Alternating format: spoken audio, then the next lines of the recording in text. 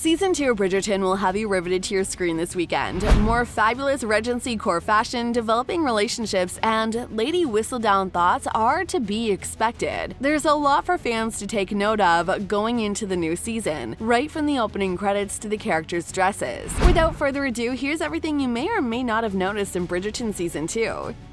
If you're a true Bridgerton fan, you'll know the only episodes of the complete opening credit sequence are its premieres. Fans with keen eyes will note that the photos in Season 1 and 2 change. For example, instead of Daphne's name on the page, there's Anthony's. Instead of candles, there's a Pall Mall wicket. And the dance card has been changed with Anthony's father's watch.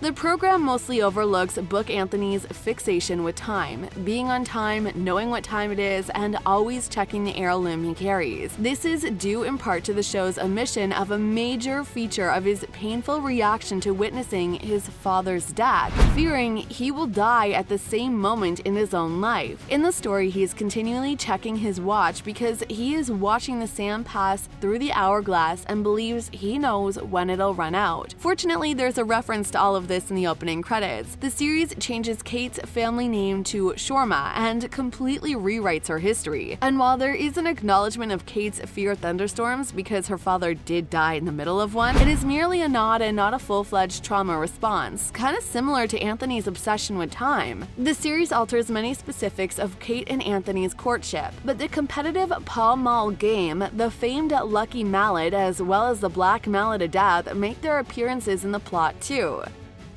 Marina and Phillip is a Season 1 Easter egg that sets up a romance several seasons later. The fact that the series didn't totally remove the pair from the picture until they were needed to return has made it clear that they will be cycled through every season until the show reaches Season 5.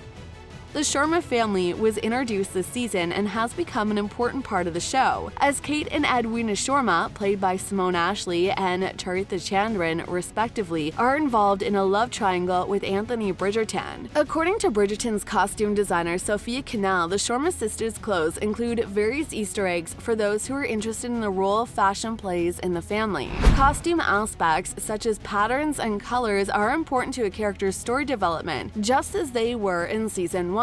There's a contrast between Kate and Edwina, which is reflected in the color palette and fabric selections. According to Canal, Kate is wearing a higher weight taffetas, which are designed to make her seem stiffer and more rigid to match her personality. Kate is Edwina's feisty elder sister who has been in control of her younger sister's affair since their father died. Canal's ensembles reflected her strong personality by combining rich jewel tones such as emerald green tinges and deep blues. Meanwhile, Edwina has a gentler disposition and prefers to blend into London society rather than stick out, so she dresses in subdued pinks, peaches, and pale-colored ensembles. Canal revealed that the Sharma sisters have each made roughly 30 appearances during Season 2. Canal suggests paying attention to how the two siblings wear gloves with their clothing to notice others' personality distinctions. The Sharma sisters' gloves and rectangles have modest touches that highlight their polar personalities. The details include frills or bows for Edwina and minimalist designs for Kate. The decorations and needlework on each pair are worth noticing, and some of you might even want to go back and watch the episode again to see how the characters have changed. Canal's sole suggestion for fans here is to take note of one particular duo's outfits to watch how color plays a role in highlighting a pair's growing romance, namely Anthony and Kate. They both wear a lot of teal, and it won't be surprising if both of their outfits brighten as their narrative develops. You'll recall from Season 1 that Daphne Bridgerton and Simon Bassett transitioned from wearing creams and blacks to more vibrant colors like purple and scarlet as their love for each other deepened. It's also worth noting that Sharma's outfit will have a different color palette than the Featheringtons' vibrant orange and yellow ensembles, or the Bridgertons' chilly tones. The Sharma's outfits will be in rich and dramatic colors including eggplant purple, deep pink, and cerulean.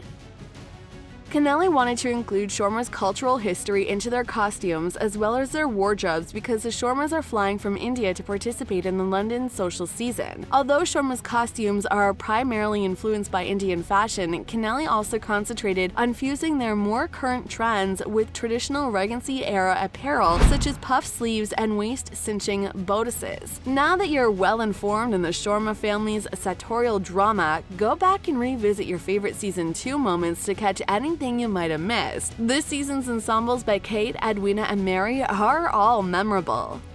Following the torrid love tale of Daphne Bridgerton and Duke Simon Bassett in Bridgerton Season 1, the series moved attention to Anthony Bridgerton and Kate Sharma's love story for the show's sophomore run. And for anyone wondering where Simon went, prior to the launch on Friday, it was reported that the actor who played Simon, Reggie Page, would not return for Season 2. The popular Regency drama lost no time in recognizing his departure in the current season. Daphne, Phoebe Denvoir, returns with her residency at Cliveden Castle without her husband in the first episode's opening. Audiences quickly discover that Daphne, who recently gave birth to a kid with Simon, is visiting her family to assist her sister Eloise, Claudia Jessie, in preparing for her social debut. "You do understand I left my husband and child at home for this," Daphne remarked as the family waited for Eloise to emerge from her chamber, suited for her meeting with Queen Charlotte. Later in the episode, Simon's mentor and close family friend, Lady Denbury, Adjoa Ndoa, joined the Bridgertons for their crochet match.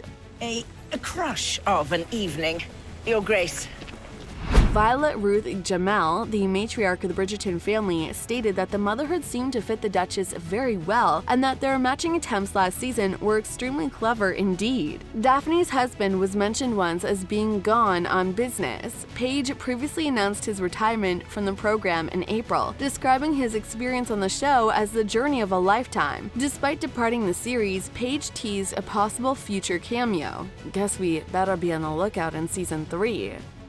Bridgerton's music is one of the several factors that contribute to the show's popularity. In contrast to previous historical dramas, the Netflix success employs classical renditions of modern tunes. Some of the most well-known current songs, from Taylor Swift's Wildest Dreams to Ariana Grande's Thank You Next, have been an orchestral makeover for Bridgerton. Chris Van Dusen, the show's creator, told People that the music on the show is absolutely something he discovered in post-production after the pilot had been shot and edited, and if he's being honest, there was a lot of trial and error at first. On the pilot, he had been collaborating closely with his editor, Jim Flynn, and it had been a long process of them simply trying new ideas. There's a version of the Bridgerton pilot out there with all current music from beginning to end. They began with a slew of relatively unknown musicians recommended by Alex Pedasas, their music supervisor at the time. After seeing that version of the performance, he decided it didn't seem right, so they went the opposite direction and attempted utilizing exclusively classical music in the show, i.e. music from the genuine Regency time. He went on to say there was a lot of people pushing for that version of the program, but it wasn't really hitting the way he intended it to, and he believes this is due to the fact that everything in the program was conveyed through a really unique modern lens. Fans can expect the same musical treatment in Bridgerton Season 2, which features orchestral versions of songs like Robin's Dancing on My Own, Rihanna's Diamonds, and Alanis Morissette's You Oughta Know. Van Dusen also teased that while he won't reveal much, there are Easter eggs for fans to learn and find within the song selection this season. Guess we're on our own to find those. Well folks, that's a wrap. How do you like the video? Is there any detail we missed out on? Let us know in the comments below, and don't forget to like, subscribe, and hit that notification bell for more videos like this.